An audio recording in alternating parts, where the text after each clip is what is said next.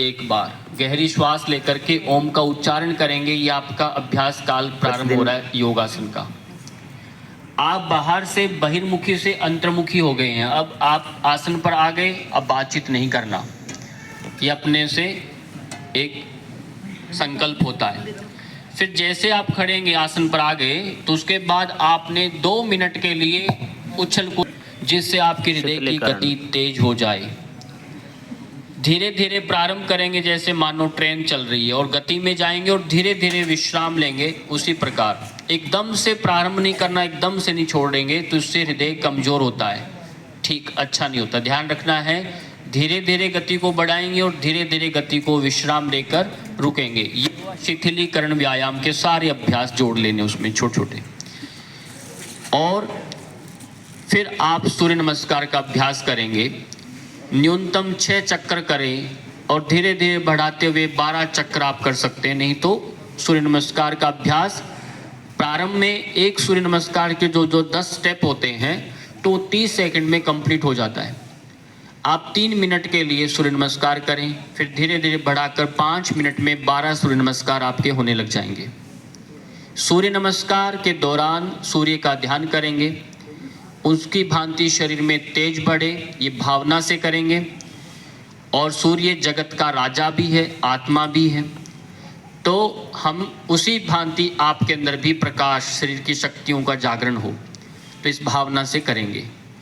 दूसरा, जैसे सूर्य नमस्कार हुआ, क्योंकि आसनों से पहले सूर्य नमस्कार करने हैं, फिर आप आसन करेंगे। आसनों में संतुलनात्मक आसनों पर बल देंगे।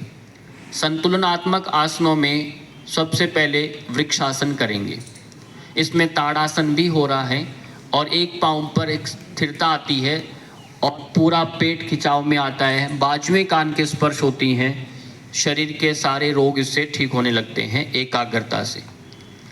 अब ये समय अवधि जो 15 सेकंड आपने एक आसन में स्थिर करना है, बदल के दूसरे में करना है, तो धीरे धीरे ये आप 40 सेकंड में 1 मिनट तक आप इसको लेकर जाएंगे। वृक्षासन दोनों तरफ में कंप्लीट हो जाएगा। ये वृक्षासन कंप्लीट हो जाए तो एक अभ्यास और करना है जिसका नाम है त्रिकोण आसन। त्रिकोण आसन आपको खड़े होके करना, जिससे आपका पाचन ठीक रहे, कमर में दर्द नहीं आए, वो अभ्यास करना। फिर आप बैठ जाएंगे, बैठ करके गोरक्षासन का अभ्यास करके बद्धकोणासन का अभ्यास करेंगे। गोरक्षासन का अभ्यास करके बद्धकोणासन। एक उष्ट्रासन का अभ्यास करना, उष्ट्रासन, जिससे दिन भर पढ़ाई करते हैं तो कंधे न थके, हमारे कंधों को और गर्दन में थकान ना आए, आंखों की रोशनी बढ़े, घुटनों में दर्द ना आए, कमर दर्द ना आए, तो उष्ट्रासन का अभ्यास करना। और उष्ट्रासन के तुरंत बाद विपरीत जो इसका अभ्यास होता है उसको बोलते हैं शशांक आसन, जिससे हमारी हाइपोथैलेमस ग्लैंड भी एक्टिव हो जाए, हमें गुस्सा ना आए, हार्मोन भी व्यवस्थित रहे। तुरंत ये अभ्यास करना है ताकि अध्ययन तो करें पर उसमें अहम भाव ना आए, अकर्ता का भाव बना रहे, तो ये करना। उसके पश्चात तुरंत आप पीछे सुप्त वज्रासन में लेट जाएं। सुप्त वज्रासन से बाहर आकर के आपको सर्वांग आसन का अभ्यास करना। सर्वांग आसन नाम से अर्थ स्पष्ट है कि सभी अंगों का ये अभ्यास है, सभी अंग इससे हष्टपुष्ट होते हैं, पर इतना ध्यान रखें जो हृदय रोगी हैं वो न करें, बाकी सब करेंगे। गर्दन में दर्द है वो न करें, बाकी करेंगे। सर्वांग आसन के पश्चात आप हलासन में चले जाएं। ये 15-20 सेकंड का अभ्यास है। हलासन में जाएंगे, 10-15 सेकंड होल्ड करेंगे और फिर आप मत्स्य आसन में आ जाएंगे। मत्स्य आसन इसका विपरीत अभ्यास हुआ, इससे आपके फेफड़े अच्छे, और उसके तुरंत बाद आप चक्रासन का अभ्यास कर लेंगे। चक्रासन, चक्रासन से विश्राम ले लेंगे और उल्टे पेट के बल आ जाना है। पेट के बल आकर के आप भुजंग आसन का अभ्यास करेंगे। भुजंग आसन और धनुरासन, ये 2 आसन आपको पेट के बल करना है। और फिर सीधे शवासन में लेट जाएंगे। शवासन में लेट जाएंगे। शवासन में 2 से 3 मिनट आप शवासन में पूरे शरीर को, जैसे आपको शिथिलीकरण करने का अभ्यास बताया प्रक्रिया, उसी प्रक्रिया से एक एक अंगों को विश्राम देते जाएंगे। शवासन से उठेंगे, 3 प्राणायाम करने हैं। एक है कपालभाति क्रिया, फिर अनुलोम विलोम प्राणायाम, एक भ्रामरी प्राणायाम। ये 3 अभ्यास आपको नियमित करने हैं, इनको नहीं छोड़ना। फिर ताल योग करना है, हास्य योग करना है, अंत में कुछ पलों के लिए मौन रहना है और फिर अंत में विश्व कल्याण प्रार्थना करना है। ये सारे अभ्यास आपके 20 से 25 मिनट में कंप्लीट होने वाले हैं।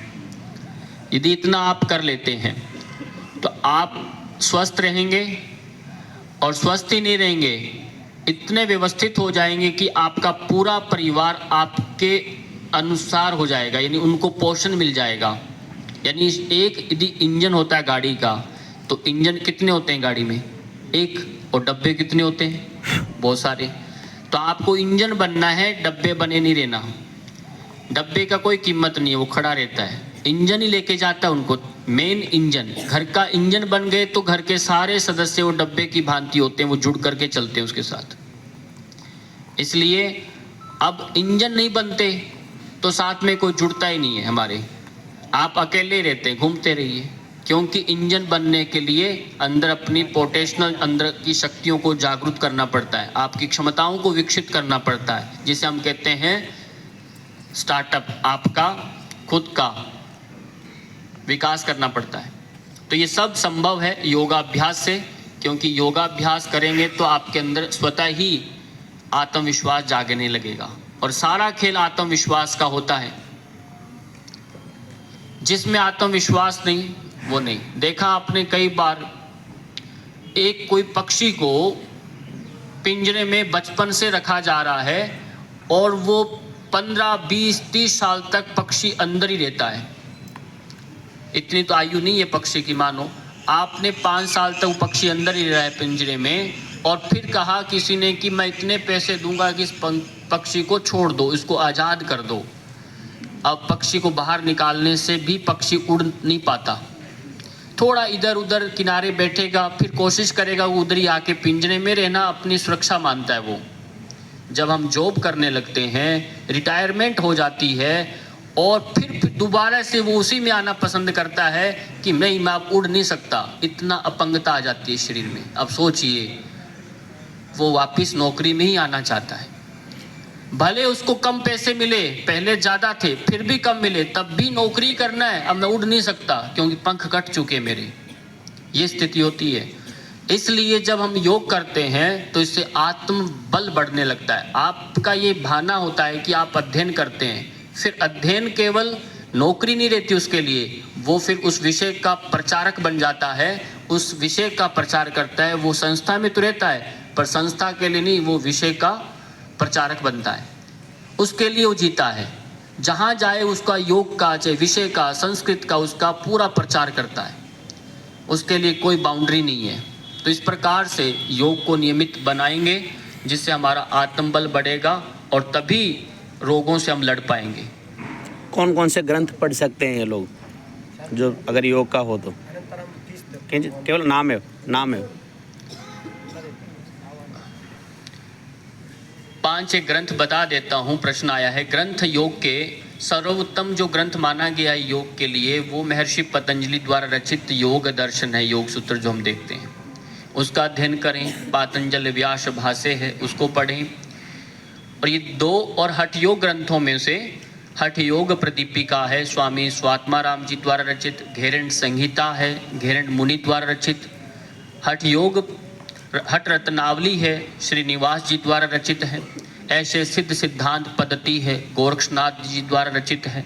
शिव संहिता है, जो अज्ञात आदिनाथ शिव के द्वारा मानी गई है। इस तरह से 5 मुख्य ग्रंथ आप इनको पढ़िए।